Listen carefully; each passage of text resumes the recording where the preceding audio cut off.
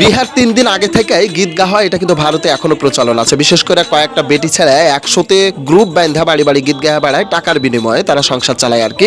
তো যাই হোক, আমরা দেখে আসি আজকের গীত।